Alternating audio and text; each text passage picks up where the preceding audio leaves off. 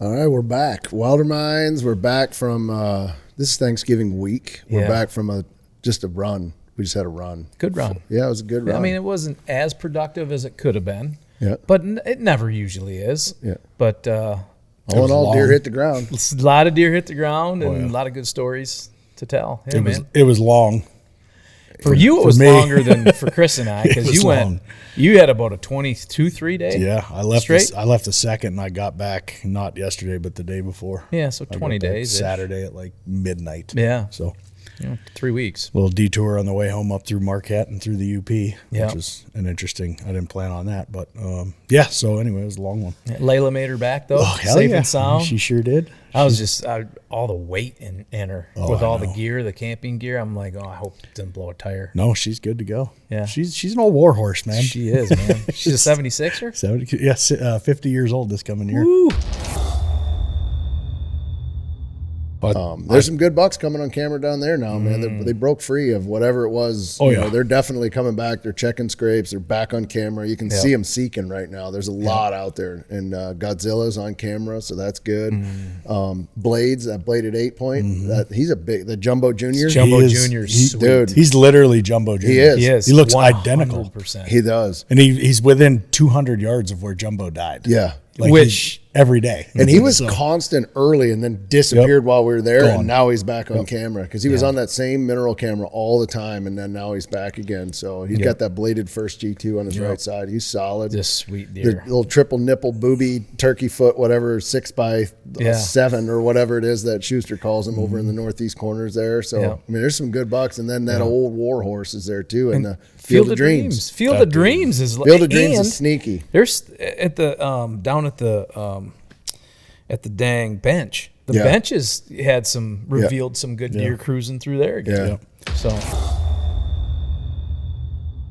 I waited for him. He stepped his front leg forward and set it down. And as soon as he did, he basically exposed everything. And I pulled the trigger. And I was honestly, like You are 2 inches makes the difference between he is completely annihilated and dead right there, or he runs onto the neighbor and goes into the corner. yeah, just a little low. in the So- footage, you can see the bullet. Oh yeah, Like, you that's see it come insane. in. Like you see the bullet coming in, and I'm like, oh, and then you can just see it. Like it's just like you said, it is an inch and a half, and you're like, oh, it was.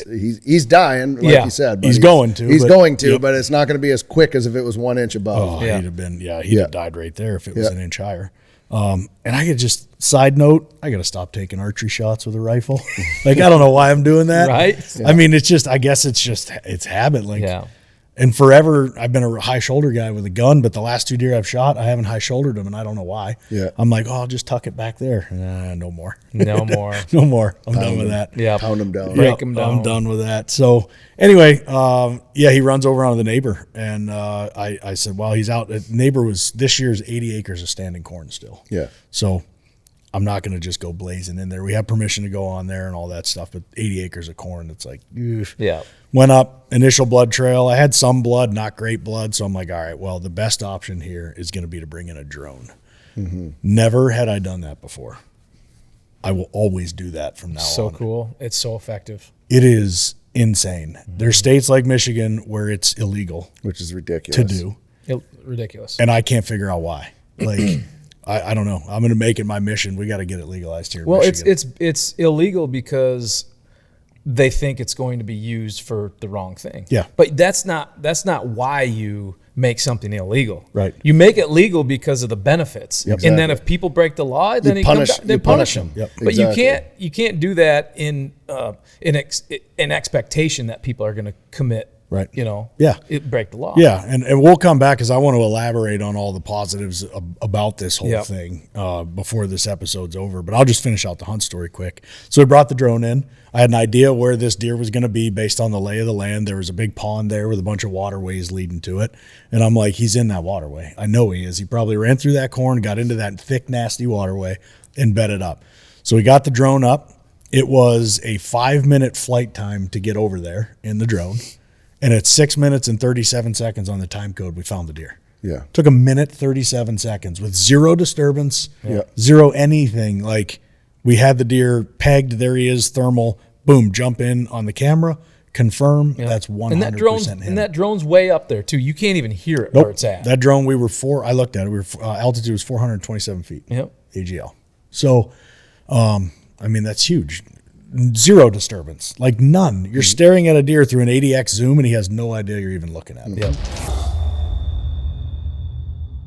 Well, that was so you find yours, you get Sarah's. Sarah's dialed in.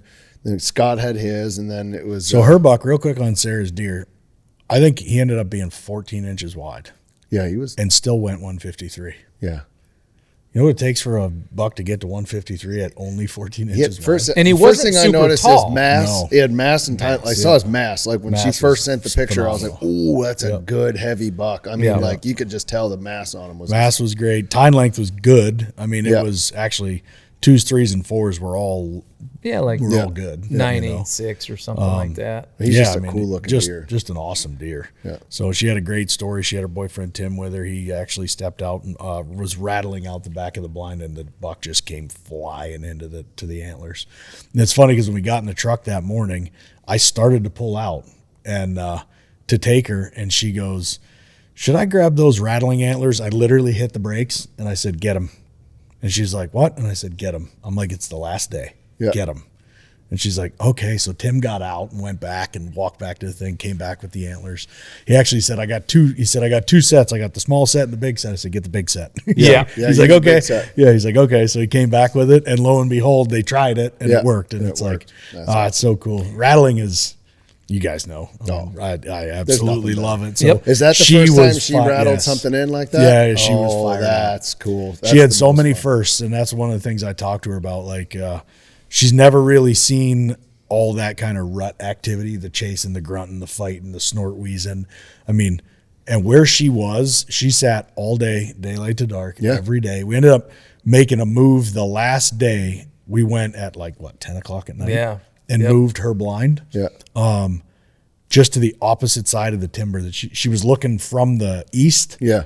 And we went and took it around so she could look from the west. On that finger on the other side. Because there was a lot of deer on the backside. 2 cut cornfields on each side of a finger. And they were running this finger, but the activity was more on the west side. Yep. Okay, got it. So she stared at them nonstop for days, and then we finally said, "All right, let's get you moved around to the other side," because we had a wind that would allow us to do it. So we scooted her around to the other side, and lo and behold, boom, she pulled it off.